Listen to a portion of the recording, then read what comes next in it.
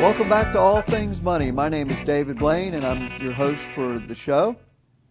We're having a good time today talking a little bit about the problems with Medicare. And we just started getting into commissions and conflicts, talking a little bit about what a registered investment advisor is, which I am, and we're going to talk a little bit about a broker. Before we get into that, let's give you the phone number, which is 252-633-0107. Our email is allthingsmoney@dlblain.com.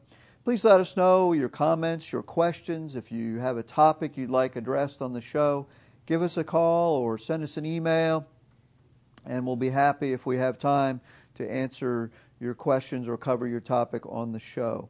Also, please visit us on the web, www.dlblain.com. There you'll find information about myself, my firm, as well as archived copies of our show, All Things Money.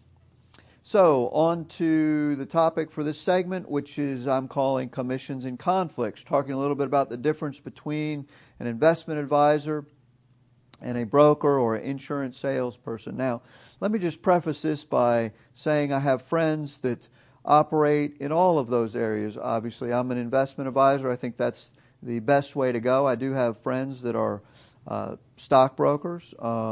They're good people. I just think that they are in the wrong system, that inherently the system is broken. The way the majority of Wall Street works is broken. The insurance industry is also broken. Insurance is a very valuable product. Most people need insurance, but the way it is marketed and sold is frankly a disservice to the consumer. And so there are a lot of problems with that. But today we're going to focus on one thing, and this came out from the Dow Jones Newswire, and it's about a specific firm, Wells Fargo. This is not meant to be an indictment of Wells Fargo or anything. It's just, this is the article. I'm just reporting the facts as they are. But it says Wells Fargo is tweaking its formula for paying financial advisors in a way that could hurt lower producers. It's a cut in base pay, but it gives the advisors chances to pad their overall compensation with rewards for things like creating financial plans for clients and promoting Wells Fargo loans and other banking products, according to Wells Fargo. So this is not something that I'm making up or I heard a rumor about. This is directly from Wells Fargo. And so they're cutting their base pay, and they're giving them a chance to earn money by creating financial plans.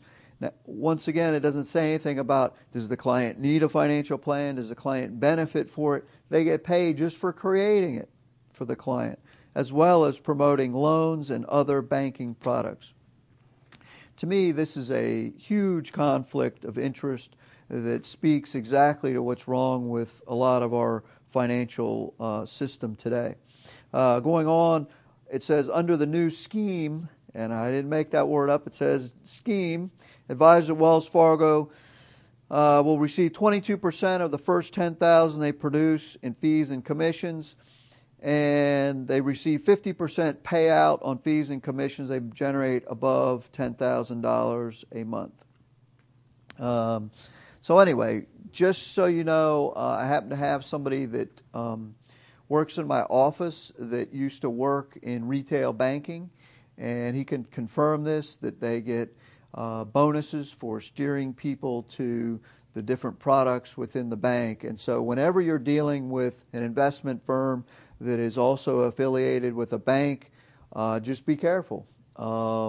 They do have what they call fee advisors at the bank.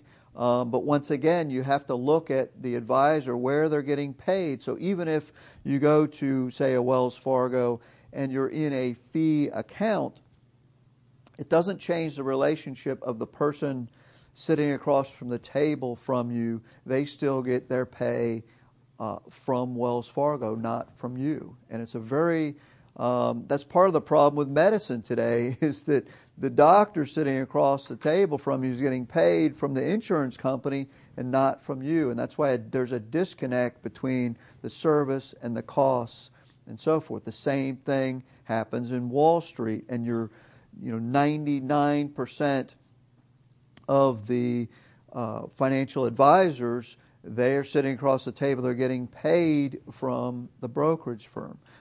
In Eastern North Carolina, I happen to be the only fee-only, true fee-only financial advisor. There are other advisors that only accept fees. The majority of them are fee and commission. But I am the only member of the fee-only association in Eastern North Carolina. And so it's very important to understand who you're dealing with. And once again, this is not an indictment against the people that necessarily work at Wells Fargo. I talk to a lot of these people. They call me up because they understand this inherent conflict of interest, and they want to know how maybe they could transition to a fee-only registered investment advisory business. But the point of this segment was just to let you know that there are differences, and of course the insurance industry the same. Not meaning to pick on Wells Fargo. If you go to insurance agent, you've got to know that they're getting a commission on the products that they sell. And there's nothing wrong with making a commission. If you buy a house, they make a commission. But you as the consumer have to understand it. And in the financial industry, a lot of times it's hidden. Unlike when you hire a realtor to sell your house, you know you're going to pay them 6% of the sales price. But a lot of times, dealing with a financial advisor that's not a fee-only investment advisor like myself, you don't know what you're paying them. The fees are hidden and obscured, and this creates a huge problem and big conflicts of interest. You think the guy's innocently referring you to get a mortgage, but he's actually getting paid a referral fee to that.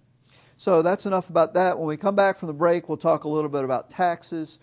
For All Things Money, I'm David Blain. Let's get a few messages from our sponsors.